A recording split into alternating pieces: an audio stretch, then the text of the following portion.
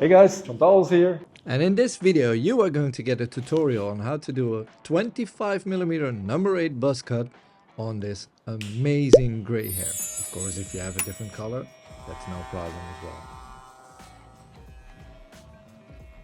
Start straight down the middle for that exciting effect, and make sure to not move too quick and go against the growth of the hair, just to get rid of every single strand of hair. And I'm going over it several times just to make sure I don't leave anything behind. Now for the sides, I switched to a number 4, which is 13mm. I'm gonna move straight up, don't follow the shape of the head. My lever is closed. Now open the lever and you can slightly follow the shape of the head to blend in the sides and the top. Make sure you don't go too high up because the top is slightly longer than 13. It's 25mm.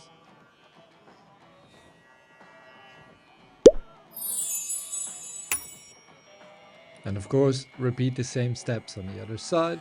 It sounds easy and simple, but try to move straight up. Don't follow the shape of the head.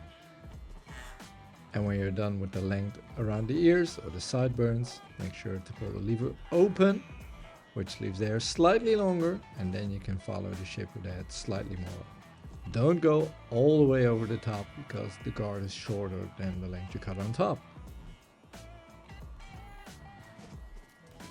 Now for the back, this is still the number 4 attachment, the lever is closed.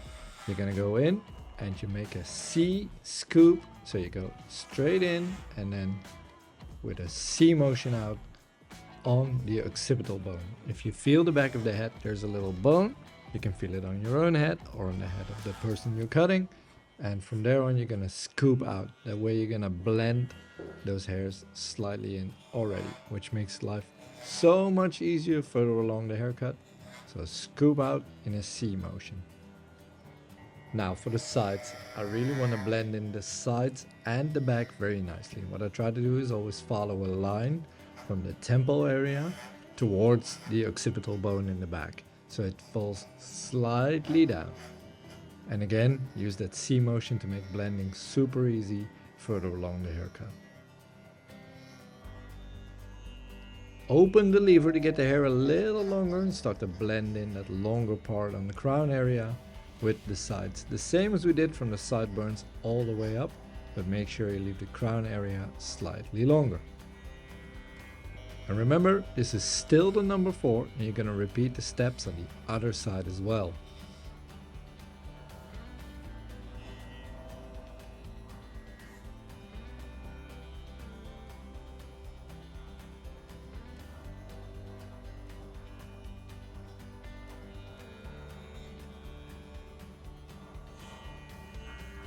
This is the part where we open the lever so it's slightly longer and we're starting to blend in that number 4 with the number 8 on top. The same as we did from the sides all the way up, and we're gonna scoop out in that C motion again.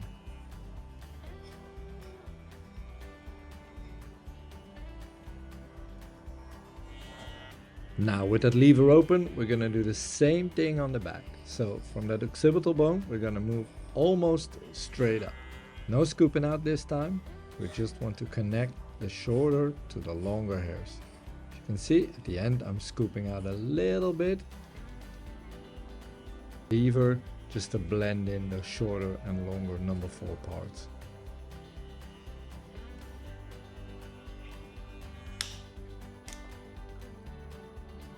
We're taking off the number 4 and switching it for a number 6. My lever is open, so it's on the longest position. I'm going to go over the crown area. This way the crown area is going to be slightly shorter than the number 8 on top, which gives a nice shape to the top, so it's not all the same length. Make sure to catch the crown area from every angle, since the hair is growing in a circle pattern over there.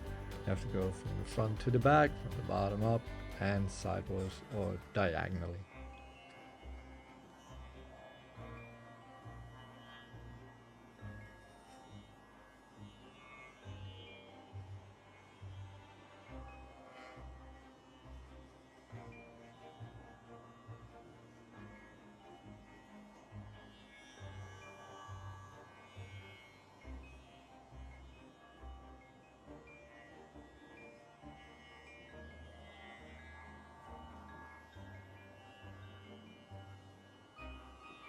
We're switching to the shorter guards now. This is a number 2, 6 millimeters. I'm gonna start in the back, just at the bottom. Again, aim at the occipital bone. As soon as you feel the tips of the guard hitting that bone, scoop out in a C motion. So this is just for the nape area to keep it nice and short, and when it grows back, it doesn't grow as long as the rest of the haircut, so you can go longer without trims. What I'm doing now is a little bit tricky, but you can try it with maybe a number 3. I'm moving straight up, and that way it blends the hair perfectly, but it does take some practice, so be careful trying this. You see I'm checking after every cut I make. How does it blend? You can use a brush or a comb, or I'd like to use my finger. Now the lever is open. I'm just gonna go over that occipital bone to connect the number 2 with the 4. Now this is a different technique. I'm gonna go downwards with my clippers, and this way you can blend it even better. It doesn't cut all the hair, it cuts the parts that get through the guard. Now the lever is open. I'm gonna do it again slightly higher up, and this way you can blend it even better. And it's less of a risk. So actually, this might look a little bit scary, but it's a quite safe method to use.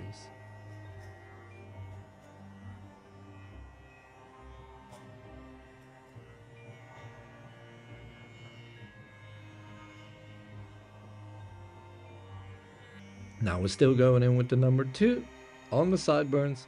What you see, the lever is open, so it's slightly longer than 6 millimeters, about 8 or 9. I'm just gonna go around the contours. So the sideburn and then around the ears. Try to fold the ear down. Why we're doing this is exactly the same as in the nape area. If it grows back, those sides are slightly shorter than the rest and it looks nicer for a longer time. Now remove the guard and just shape all the contours. As you can see, I'm making the sideburns slightly pointy. I'm gonna use the tip of the blade to cut around the ears. You can pull the ear down a little to make your life so much easier. The same on the back of the ear. Fold it down with one hand. And I know I'm not allowed to say this, but if you're a little inexperienced or you think it's scary, ask your client to fold down their ear for you. The same for the nape. Try to follow the natural shape as much as possible to keep it looking nice and soft. Of course, if you're cutting male hair, then you can leave it nice and square. But for now, I really like that natural hairline. Don't forget those wispy hairs in the back. I always call them a neck mustache. Nobody likes them, and you want to get rid of them.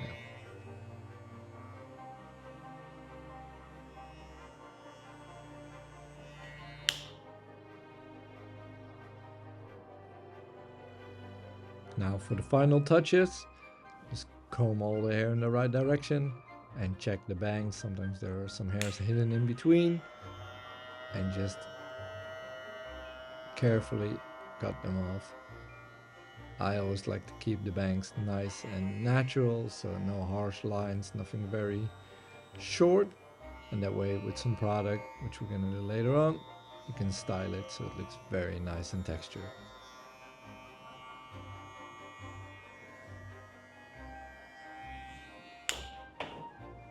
A lot of you would already be satisfied with the cut, but if you want to go one level above, you can go clipper over comb. Make sure to be careful with this. Cut bit by bit and not too short, because, well, a bald spot is created quite easily.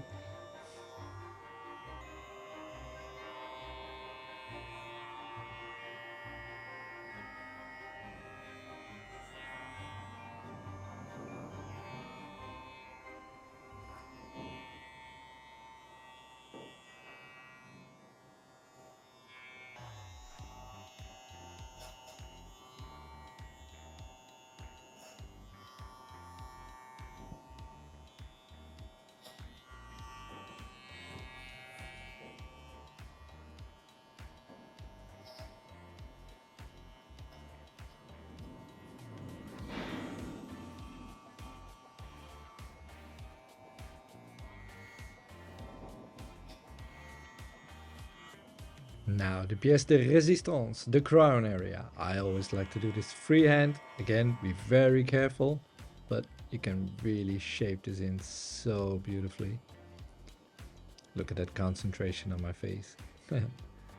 Make sure your client sits very still and you know what you're doing, because, well, nobody wants a bald crown area. Clean up all the hair you cut off. It prevents all that itchy, annoying hair at the end. Remove the neck strip if you used one. Make sure to double check the back, because there's always some hairs hidden underneath the cape or towel or whatever you were using. You don't want to send anybody out with some long hair sticking out their neck.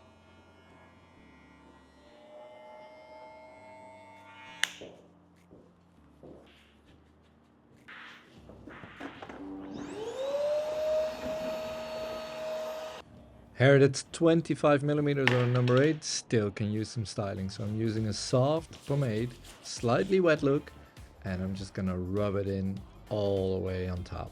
Never start at the front with the full load, always spread it very thoroughly and make sure it's everywhere. And there you have it, a number 8 buzz cut with shorter sides. And there's one thing very important: give your client their glasses back so they can see it as well. There we go. That's it, we're done.